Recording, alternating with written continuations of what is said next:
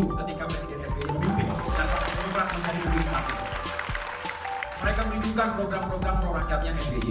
Mereka merindukan kedamaian dan kehidupan masyarakat berbangsa dan bernegara yang tentunya juga rukun, toleran, harmonis satu sama lain.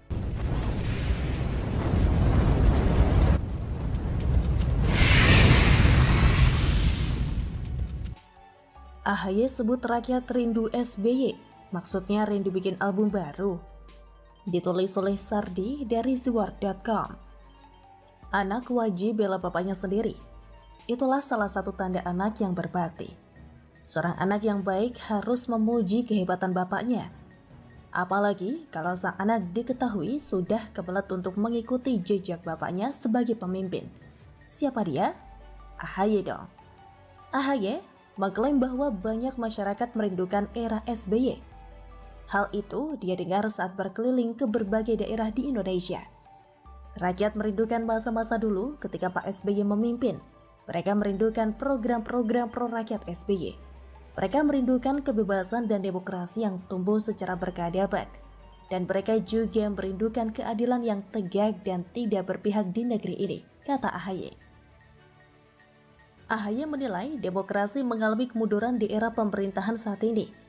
Rakyat-rakyat mengeluhkan permasalahan dalam kehidupan sehari-hari, utamanya akibat naiknya harga-harga barang kebutuhan pokok, katanya. Akhirnya, mereka meminta tolong Partai Demokrat kepada kita semua untuk terus memperjuangkan nasib dan masa depan mereka. Ekspresi rakyat saat ini benar-benar harus kita dengarkan. Terasa betul energi rakyat mengharapkan adanya perubahan dan perbaikan, kata AHY lagi. Klaim AHY ini sebenarnya tidak berdasar, hanya berupa kesimpulan yang dibuat seenak maunya sendiri. AHY mau jadi presiden, jadi wajib puji kehebatan bapaknya sendiri, agar masyarakat bisa mendukungnya sebagai capres. Kalau bapaknya dianggap hebat, makanya anaknya juga kurang lebih sama. Saya yakin AHY pakai prinsip itu. Makanya dia ulangi lagi masa lalu SBY dengan mengklaim kepemimpinan SBY hebat. Hebat apanya? Diintimidasi negara luar pun hanya bisa prihatin di depan publik. Tidak ada wibawa sama sekali. Rakyat rindu apa dari SBY? Mungkin maksudnya rindu hambalang. Atau rakyat rindu dengan lagu-lagu ciptaan SBY yang menyentuh hati dan menguatkan semangat? Ucapan AHY ini bisa dibuktikan dengan pemilu 2024 nanti. Apakah bisa meraih suara besar sehingga bisa mengusung capres sendiri pada pemilu 2029 seperti yang AHY klaim saat ini? Apakah Demokrat sanggup membuat epic comeback seperti periode keemasan SBY dulu, atau tetap stagnan seperti sekarang, atau malah jadi makin guram? Kalau tetap begini-begini aja atau makin guram, artinya ucapan AHY itu cuma halusinasi dan ilusi berlebihan akibat terlalu bernafsu mau berkuasa tanpa berkaca pada kemampuan diri sendiri. Kalau saya pribadi sih kurang percaya dengan klaim dari AHY ini. Suara-suara kecil kemudian dibesar-besarkan pakai pengeras suara sehingga jadi terdengar bising.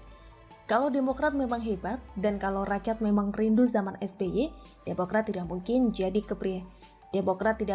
memprihatinkan kayak sekarang. Memang cara paling pas untuk buktikan perkataan AHY adalah dibuatkan skenario agar Jokowi bertarung dengan SBY di Pilpres. Tapi itu hanya bisa kalau aturan jabatan presiden 3 periode diberlakukan. Tapi itu tidak mungkin. Satu-satunya cara adalah melihat hasil yang diraih Demokrat pada pemilu 2024 nanti. Yang paling saya rindukan dari era SBY adalah iklan di TV dengan jargon yang tidak terlupakan. Katanya tidak pada korupsi. Jargon ini kemudian dipelesetkan ramai-ramai oleh netizen, jadi katakan tidak pada hal korupsi.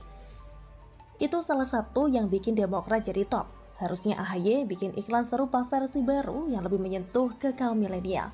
Berani nggak? Mungkin tidak berani karena mereka pasti tahu itu blunder besar yang paling memalukan. AHY tidak usah ungkit kembali kejayaan semu dari SBY. Rakyat sudah sadar bagaimana kepemimpinan SBY setelah Jokowi berkuasa. Pembangunan lambat kok dibilang rakyat rindu? Banyak yang mangkrak kok dibilang rakyat rindu. Lebih baik AHY fokus jualan ide dan gagasan sendiri ketimbang jualan nama bapaknya yang sudah tidak laku lagi. Jualan nama bapaknya sendiri sama sekali tidak mencerminkan percaya pada kemampuan diri. Seumur hidup cuma numpang tenar sama bapak sendiri.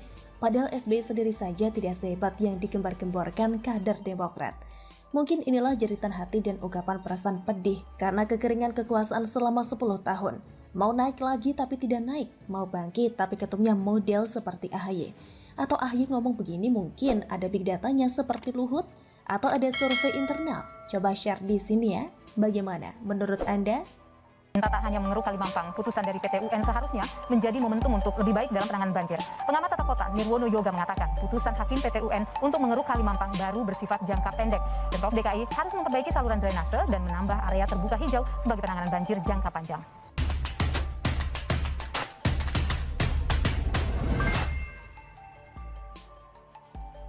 Anies sudah gak fokus, Jakarta makin terbengkalai.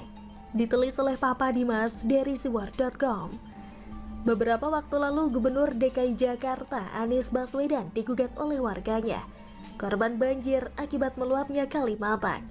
Warga menggugat gubernur karena dinilai lalai dan gak pecus dalam menyelesaikan masalah banjir yang terus melanda Jakarta. Akhirnya gugatan itu dimenangkan warga dan menghukum Anies untuk mengeruk Kalimampang.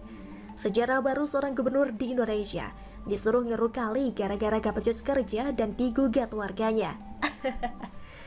Nasibmu nis. Akhirnya, Anies menugaskan bawahannya untuk melakukan pengerukan dan berjanji untuk melakukan penerapan Kalimampang. Berdasarkan putusan PT UN nomor 205-G/TF/2021-PT UN.JKT. Namun sampai detik ini penerapan belum dilakukan. Akibatnya penggugat yang menjadi korban banjir melalui kuasa hukumnya kembali menagih komitmen Gubernur DKI Jakarta Anies Baswedan untuk melakukan penerapan Kalimampang. Pasca dicabutnya banding pada 22 Maret 2022, belum terlihat dilakukannya penerapan Kalimampang. Hal ini berdasarkan peninjauan penggugat ke Kalimampang pada 12 April 2022. Kata kuasa hukum penggugat Francine Wijoyo dalam keterangan pada Jumat 15 April dikutip dari detik.com. Francine mengatakan saat peninjauan penggugat ke Kalimampang pada Selasa 12 April lalu terlihat 2 alat berat dan hasil pengerukan yang menumpuk di Kalimampang. Francine berharap penerapan Kalimampang dapat dituntaskan sebelum masa kerja Anies sebagai Gubernur DKI berakhir. Kami sudah menunggu komitmen Pak Anies menuntaskan penerapan Kalimampang sesuai keputusan PT UN. Semoga bisa tuntas diturap sebelum masa kerja Pak Anies sebagai Gubernur DKI Jakarta berakhir pada Oktober 2022. Jelas Francine. Apa sih penerapan itu? Turap atau retaining wall atau dinding penahan tanah berfungsi untuk menahan gaya tekanan aktif tanah maupun air. Pada umumnya retaining wall diaplikasikan pada tanah berpermukaan miring agar tanah tersebut tidak mudah goyah dan tahan terhadap guncangan. Jika turap diaplikasikan di Kalimampang, setidaknya dapat mengurangi longsor bantaran kali.